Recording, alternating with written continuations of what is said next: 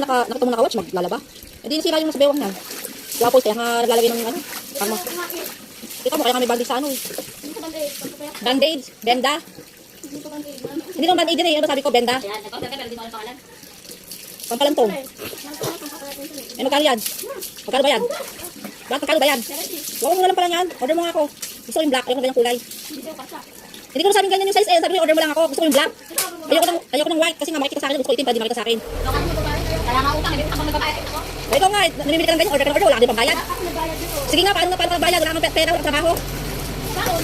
Baon. Eh, gusto mo yung baon mo? Ano nagkakaroon ng baon? Hindi. Mutla mo ma. Ano?